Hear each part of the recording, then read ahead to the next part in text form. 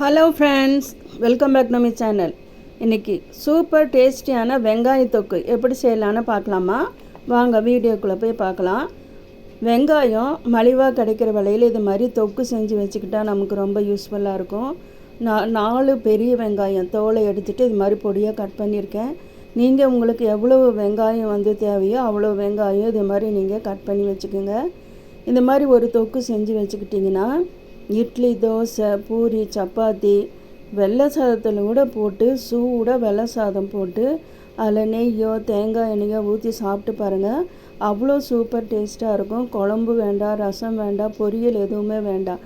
நான் இதுக்கு முன்னாடி வேறு மெத்தடில் போட்டிருக்கேன். இது வேறு மெத்தடில் இந்த வெங்காய தொக்கு எப்படி செய்யலான்னு பார்க்கலாம். அதுக்கு தேவையான பொருட்கள்: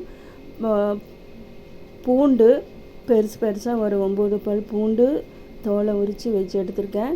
அதுக்கப்புறமா 1/2 ஸ்பூன் வெந்தயம், 1/2 ஸ்பூன் சீரகம், அதுக்கப்புறமா ஒரு 1/2 ஸ்பூன் மிளகு, 1/2 ஸ்பூன் கடுகு எடுத்து வச்சுருக்கேன். இப்போது இந்த பூண்டை நம்ம வெளியே எடுத்துட்டு, கடுகும் வெளியே எடுத்துட்டு, வெந்தயம், மிளகு, சீரகம் மட்டும் நம்ம ஸ்டவ் பற்ற வச்சு இந்த கடாய் வச்சு லைட்டாக வாசம் வர்ற அளவுக்கு இதையை நல்லா ஃப்ரை பண்ணி எடுத்துக்கலாம். இது வறுத்ததுக்கப்புறமா ஒரு தட்டில் போட்டு ஆற வச்சுட்டு, அதுக்கப்புறமா கடுகு போட்டுக்கலாம். அதுக்கப்புறமா பூண்டு, இல்லை நீங்கள் எல்லாத்தையும் ஒன்றாவே போட்டு ஃப்ரை பண்ணணும் அப்படின்னா ஒன்றா போட்டு ஃப்ரை பண்ணிடுங்க. பூண்டு மட்டும் லேசாக எண்ணெய் ஊற்றி செவக்க வறுத்து எடுக்கணும். லைட்டு சிவப்பு கலரில் லைட்டு ப்ரௌன் கலரில் வரணும். அது மாதிரி பூண்டு லைட்டாக ப்ரௌன் கலரில் வர்ற அளவுக்கு நல்லா ஃப்ரை பண்ணி எடுத்துடுங்க. அதையும் ஒரு தட்டில் போட்டு நல்லா ஆற வச்சுருங்க. நான் இப்போ கடுகு போட்டு நான் ஃப்ரை பண்ணுறேன். எண்ணெயை ஊற்றலை, வெறும் கடாயில் தான் இதை நான் வறுத்து எடுக்கிறேன். கடுகு லைட்டாக பொரிஞ்சு வரும். அது வரைக்கும் நீங்கள் வெயிட் பண்ணி கடுகு நல்லா ஃப்ரை ஆனதும் அதையும் ஒரு தட்டில் போட்டு ஆற வச்சுருங்க. அதுக்கப்புறமா கொஞ்சமாக எண்ணெய் ஊற்றி பூண்டை நல்லா ஃப்ரை பண்ணி எடுத்துருங்க. நம்ம இட்லி தோசைக்கு நிறைய விதமான சட்னி செய்வோம். இது நீங்கள் இந்த சட்னி செஞ்சு வச்சுக்கிட்டிங்கன்னா உங்களுக்கு வேலை ஈஸியாக முடியும். நிறைய செஞ்சு வச்சுட்டு ஒரு கண்டெய்னர்லையோ இல்லை கண்ணாடி பாட்டிலையோ போட்டு நீங்கள் ஃப்ரிட்ஜில் ஸ்டோர் பண்ணி வச்சுக்கிட்டிங்கன்னா நீங்கள் ஒரு வாரத்துக்கு கூட நீங்கள் இதை வச்சு சாப்பிட்லாம். ரொம்ப டேஸ்ட்டாக இருக்குங்க. நீங்கள் செஞ்சு பாருங்கள். செஞ்சு பார்த்து சாப்பிட்டு பார்த்துட்டு எனக்கு கமெண்ட் பண்ணுங்கள். இப்போது பூண்டை வறுத்தாச்சு. லைட் ப்ரௌன் கலரில் வர்ற வரைக்கும் ஃப்ரை பண்ணியாச்சு. அதுக்கப்புறமா அதே கடாயை நான் வச்சுக்கிட்டேன். நல்லெண்ணெய் ஊற்றணும். நல்லெண்ணெய் ஊற்றி செய்யும்போது சூப்பராக இருக்கும். நல்லெண்ணெய் ஊற்றிட்டு அதுக்கப்புறமா கடுகு நல்லா பொரியட்டும். கடுகு நல்லா பொரிஞ்சிருச்சு.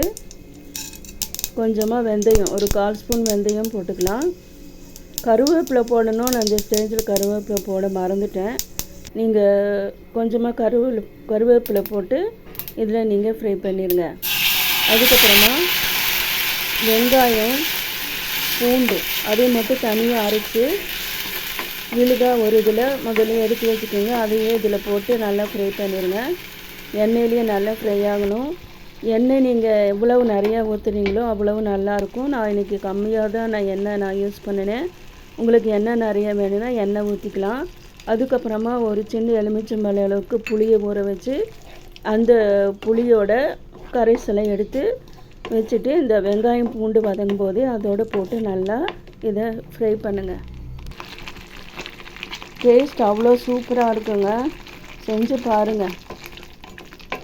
நான் இதுக்கு முன்னாடி ஒரு வெங்காய தொக்கு நான் வீடியோ போட்டிருந்தேன்.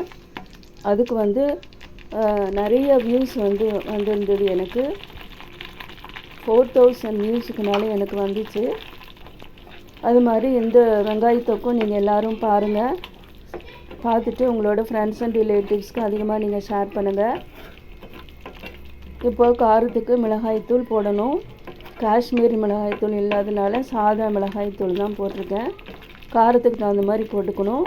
மிளகும் நம்ம சேர்த்துருக்கோம், அதனால் காரத்தை பார்த்து நீங்கள் மிளகாய் தூள் சேர்த்துக்குங்க. இது நல்லா ஃப்ரை ஆகணும். பாருங்கள், ஓரளவு நல்லா ஃப்ரை ஆகிடுச்சு. அதுக்கப்புறமா நம்ம கடாயில் ட்ரையாக வறுத்ததை பொடி பண்ணணும். அந்த பொடியை இந்த ஸ்டேஜில் நீங்கள் சேர்த்துக்குங்க. உங்களுக்கு எவ்வளோ பொடி வேணுமோ அவ்வளோ பொடி நீங்கள் சேர்த்துக்கலாம். மீதி இருந்தால் கூட நம்ம அடுத்த டிஷ்ஷஸ் எல்லாம் நம்ம செய்யும்போது அதுக்கு ஆட் பண்ணி செய்யலாம். டேஸ்ட் இன்னும் கூடுதலாக நமக்கு கிடைக்கும். பாருங்கள், நல்லா ஃப்ரை ஆகிடுச்சு. நிறைய எண்ணெய் வேணும்னா நீங்கள் எண்ணெய் ஊற்றிக்கலாம். அவ்வளோதான், சூப்பரான வெங்காயத்தொக்கு ரெடி ஆகிடுச்சு. இதை சாப்பிட்டு பார்த்துட்டு உங்களோட ஃப்ரெண்ட்ஸ் அண்ட் ரிலேட்டிவ்ஸ்க்கு ஷேர் பண்ணுங்கள். இந்த வீடியோவுக்கு ஒரு லைக் பண்ணுங்கள். பாருங்கள், பார்க்கும்போது எவ்வளோ சூப்பராக இருக்குது பாருங்கள். சூடாக இட்லி, தோசை, சாதம் செஞ்சு இந்த தொக்கு போட்டு சாப்பிட்டு பாருங்கள். அவ்வளோ சூப்பர் டேஸ்ட்டாக இருக்கும். இந்த வெங்காயத்தொக்கு நீங்கள் எப்போவுமே மறக்க மாட்டீங்க. இந்த வீடியோ உங்களுக்கு பிடிச்சிருந்துச்சுன்னா லைக் பண்ணி, ஷேர் பண்ணி, சப்போர்ட் பண்ணி, சப்ஸ்கிரைப் பண்ணுங்கள். மீண்டும் இதே மாதிரி வேறு ஒரு வீடியோவில் உங்களை நான் சந்திக்கிறேன். தேங்க்யூ ஃபார் வாட்சிங்.